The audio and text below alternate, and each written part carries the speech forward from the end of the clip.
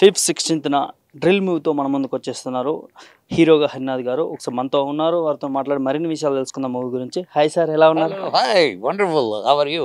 Hi sir, fine sir. So ఎలా ఉండబోతుంది sir 16న రాబోతా ఉంది? బ్రహ్మాండంగా ఉంటుందండి. ఇది ఎగ్జైటింగ్. అన్ని సమపాళ్ళు, ఒక ఎంటర్టైన్మెంట్ కానీ, ఒక ఫైట్స్, యాక్షన్, తర్వాత వచ్చి బ్యూటిఫుల్ హీరోయిన్, తర్వాత వచ్చేసి క్లబ్ డాన్సెస్, ఫైట్స్, తర్వాత వచ్చేసి మెసేజ్ అన్నీ. ఈ డ్రిల్ మూవీ అంటే మనం మిషన్ గా చూస్తున్నాం దాన్ని. సో నాకైతే కొత్తగా అనిపిస్తుంది సార్. కొత్తగానే ఉండాలండి. ఇప్పుడు చూసారు కదా, మీరు ట్రైలర్ చూస్తుంటారు. ఈ డ్రిల్ మెషిన్ని మామూలుగా కన్స్ట్రక్షన్లో దానికి రంధ్రాలు పెట్టేదానికి చూస్తారు, కానీ ఆ డ్రిల్ మెషిన్తోనే మనిషికి రంధ్రాలు పెడితే ఎలా అవుతుంది? దాన్ని ఒక మెషిన్గా కన్స్ట్రక్షన్గా వాడుకోవచ్చు, డిస్ట్రక్షన్గా కూడా వాడుకోవచ్చు. డిస్ట్రక్షన్గా ఇది డ్రిల్తో ఎవరో దాన్ని ఉపయోగించి చంపుతున్నారు. అది మర్డర్ మిస్టరీ. ఓకే, ఈ మూవీలో మెయిన్గా హీరోయిన్ తెలుగు హీరోయిన్ తీసుకోవాలని అనుకున్నారు. కారుణ్య చౌదరి గారిని తీసుకోవడానికి కారణం ఏంటి సార్?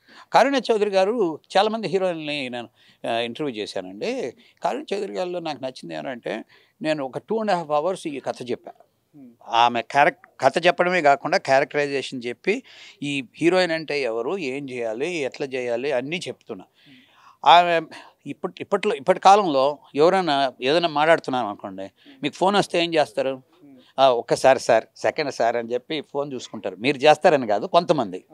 ఆ అమ్మాయి ఒక 2.5 hours నా కళ్ళలోనే చూస్తుంది, నేను ఏం చెప్తున్నా వింటుంది, హావభావాలు ఇస్తుంది, దాని లోపలికి వెళ్తుంది. ఒక ఫోను తీసుకోలేదు, ఒకరితో మాట్లాడాలని లేదు, బాత్రూమ్కి వెళ్ళలేదు, వాటర్ కావాలని లేదు.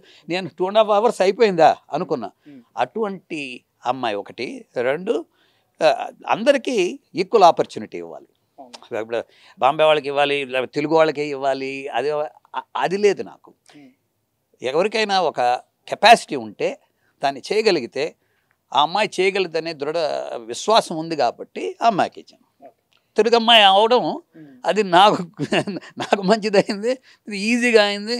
కొన్ని చోట్ల డైలాగులు వాళ్ళకి చెప్పి, వాళ్ళకు హిందీలో ట్రాన్స్లేట్ చేసి వాళ్ళకి ఇవన్నీ తలకాయ నొప్పు లేకపోయింది.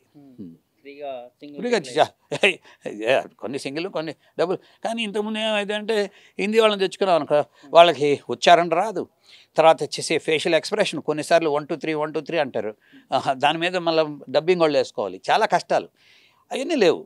అది కాబట్టి నేటివిటీకి దగ్గర ఉంది. దాంతోపాటు మీరు డాక్టర్గా, యాక్టర్గా, ప్రొడ్యూసర్గా, డైరెక్టర్గా ఎట్లా సార్ ఎలా సాధ్యం అవుతున్నాయి? ఏదైనానండి, కృషితో నాస్తి దుర్భిక్షం అనేసి రామారావు గారు చెప్పారు. అంటే ఒక కృషి ఉంటే మనుషులు ఋషులు అవుతారని. అటువంటి దానిలను ప్రేరణలుగా పెట్టుకుంటే ఒక్కొక్కటి పేర్చుకుంటూ పోవడం. ఒకేసారి అన్నీ చేయట్లేదు. ఇప్పుడు ఇండస్ట్రీలో 25 yearsగా ఉన్నా. సో ఒక్కొక్కటి, ఫస్ట్లో స్మాల్ రోల్స్ చేశాను, దాని తర్వాత వచ్చి ఒక క్యారెక్టర్ రోల్స్ చేశాను, దాని తర్వాత వచ్చేసి ఒక విలన్ రోల్ చేశాను, దాని తర్వాత హీరో అయ్యాను. హీరో అయిన తర్వాత కూడా కొన్ని కామెడీ రోల్స్ చేశాను, ఇప్పుడు హీరోగా చేస్తున్నా. దాని తర్వాత ఒక చిన్న విషయంలో అది డైరెక్టర్ రావాల్సి వచ్చింది. మళ్ళీ డైరెక్టర్ అయిన తర్వాత కొన్ని స్క్రిప్ట్ రాస్తుంటే, మనమే రాస్తే బాగుంటుంది, ఎందుకంటే వాళ్ళు ఇచ్చిన స్క్రిప్ట్లు అసలు నాకు నచ్చటం లేదు. అప్పుడు స్క్రిప్ట్ మొదలుపెట్టాము. దాని తర్వాత పాటలు అంటే కొన్నిసార్లు ఏమవుతుందంటే ఆబద్ధర్మం అంటారు. కొంతమంది లిరిసిస్ట్కి ఇస్తే ఒక 2 months వెయిటింగ్, లిరిక్స్ లేవు. ఇప్పుడు షూటింగ్ ఆగిపోద్ది. ఏంటి అనేది కూర్చొని రాత్రింబవళ్ళు కృషి చేసి ఆ పాట రాసేసాం. సో పాటలు ఒక మూడు పాటలు రాశాను ఈ సినిమాలో. అవును. దాంట్లో ఒక పాట అదే, చేసిన సాయమే గదరా అమ్మ తోడు ఆ దేవుడు, చేసిన సాయమే గదరా అమ్మ తోడు ఆ దేవుడు, ప్రతి ప్రాణానికి ప్రాణం ఇచ్చే మట్టేరా మన భూమి తల్లి, మట్టిన పుట్టి మట్టిన పెరిగే బ్రతుకెందుకీ ఆరాటం, సరదాగా గడుపుతూ బ్రతికేద్దాం ఊపిరి ఉన్నంత కాలం. That is my meaning of life. Do you agree? Yes sir. Do you agree? Everybody agrees. Yes yes yes.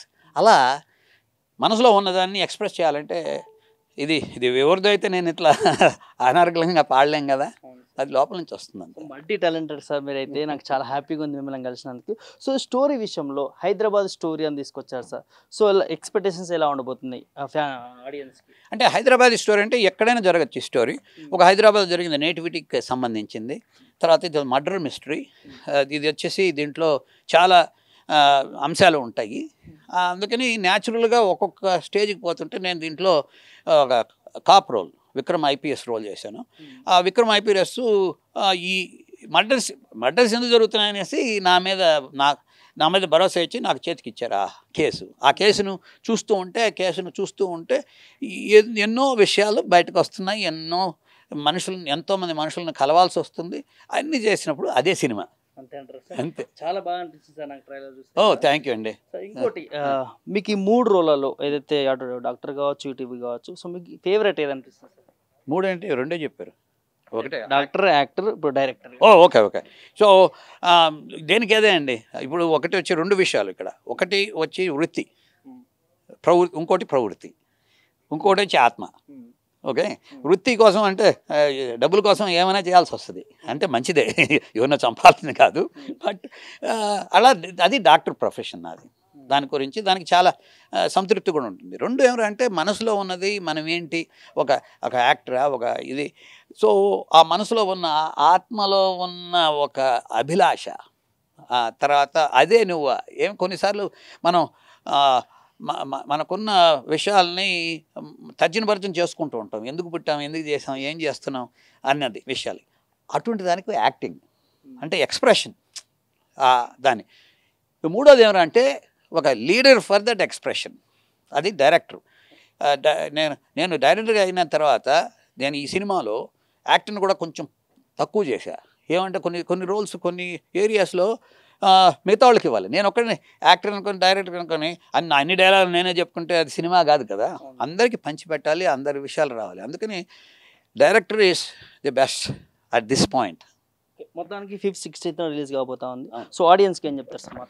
ఇది బ్రహ్మాండమైన విజువల్ ట్రీట్ అండి. First of all we have lot of computer graphics, lot of fights, lot of songs, fast moving songs, అంత entertainer. దీని గురించి message ఏదో లోపల ఇమిడి ఉంటుందే కానీ సినిమానే మెసేజ్ కాదు. 1. 2 కొన్ని నిజ సంఘటనలకి దగ్గరగా ఉన్నది ఈ మూవీ కాబట్టి దానిని ఒక నిజ సంఘటనలు తీసుకుని ఒక చిత్ర రూపంలో, ఒక సినిమా రూపంలో చిత్రీకరించాం. ఇంకొక ఇంపార్టెంట్ విషయం ఏంటంటే దీనికి సెన్సార్ వాళ్ళు చూసి 99.9% అంతా ఓకే చేశారు. Thank you. అది యూఏ ఇచ్చారండి. మనం ఏదంటున్నారు, ఏదో అవుతుంది, భయపడుతున్నాము, అది భయపడాల్సిన విషయం కాదు. మనం ఇంటి లోపల ముగ్గురు మధ్యలో మాట్లాడుకునే విషయం బయట కూడా చెప్పేదానికి మనకు ప్రాబ్లం ఉండకూడదు. మంచినప్పుడు మంచే, చెడినప్పుడు చెడే. సో ఇది ఇంటిల్లిపాది వచ్చి చూసే సినిమా. ఫైట్లు కూడా చాలా క్రూయల్గా అటువంటివి ఏమీ చిత్రీకరించలేదు. దాని తర్వాత రొమాన్స్ కూడా అందరూ అశ్లీలత ఎక్కడ చూపించలేదు. బాడీలను చూపించడం, 10 లాక్లు అటువంటి ఏం లేదు. అది లేకుండా కూడా తెలుగు అమ్మాయితో తెలుగులో ఒక చీర కట్టి ఒక దాంట్లోనే సెక్సీగా చూపించవచ్చు అమ్మాయిల్ని. సో అటువంటి నేటివిటీ దగ్గరగా తీసుకుని మంచి సినిమా చేశాం కాబట్టి మీరందరూ వచ్చి చూడాలి, ఎంజాయ్ చేయాలి, అండ్ మాతో ఈ సంతోషాన్ని పాలు పంచుకోవాలని చెప్తున్నాను.